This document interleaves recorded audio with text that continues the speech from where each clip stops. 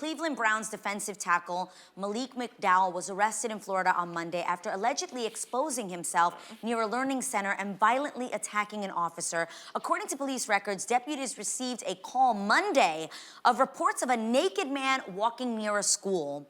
Assistant State Attorney Eric Linder later clarified that the man identified as McDowell had entered the property of a learning center where children were inside and was captured on surveillance footage naked.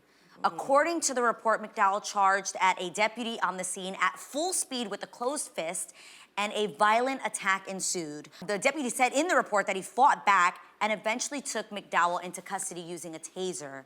The confrontation reportedly left the deputy dazed and injured. So ladies, what are your thoughts on this, especially after seeing the footage? There are so many people that are, obviously sharing their thoughts on just how scary and crazy this is. It's scary, it's crazy. The fact that he went into a place where there was children is obviously so dangerous. But what's interesting is I saw a video prior to this happening where he went into a gym, worked out, and seemed fairly normal. Right. You know what I mean? And I don't know what the diagnosis is for him, but I feel like maybe CTE, where the head injuries over and over again playing football have something to do with it. And if that is the case, I feel like, what is the NFL doing in a way to help these athletes, because at this point, we are aware that CTE is a very real thing, and we've had other, again, we have not diagnosed it. We're not doctors. No. He's not been diagnosed with this.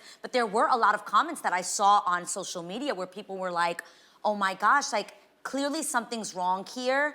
And they said it looked to them like this could be a case of CTE. Well, in a statement, Malik's defense attorney was quoted as saying, apparently someone may have slipped him something or given him something he was unaware of, which explains some of his bizarre behavior. That's what it looked like to me. That's what it looked like to me, too. But I also want to talk about... I think it was a psychotic episode. You think so? It was a mental... Think about it. If we heard this 15 years ago, I'm just speaking off the cuff. Yeah. If we saw this and heard about this 15 years ago, we'd be angry.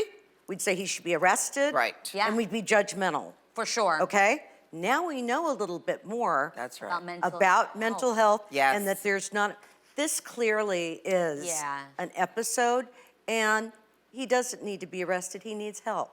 Yes. And to answer your question, the NFL, along with the NFL Player Association, they've come up with a committee called the Comprehensive Mental Health and Wellness Committee, because this is an ongoing problem. He isn't the first person to go through this. Yeah, I don't not at all. I don't think someone chooses to do this. No, I agree like, there's with clearly you. a bigger issue here, like Kathy said.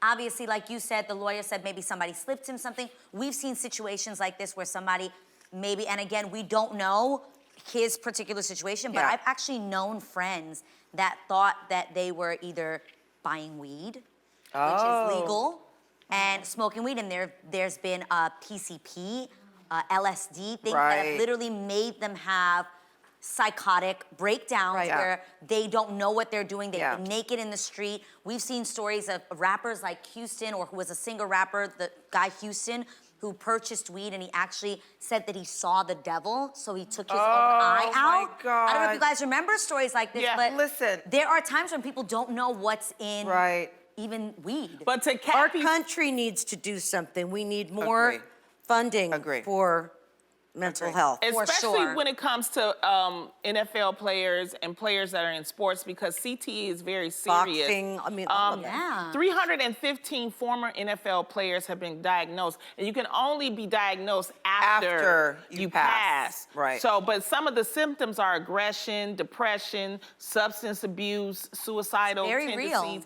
So they are trying to work on it, but it's different stages of CTE, and like you said, Kathy, they have to keep working. And if the athletes bring so much joy and excitement to so many people in America, let's take care of them. Yeah. Let's take care of them.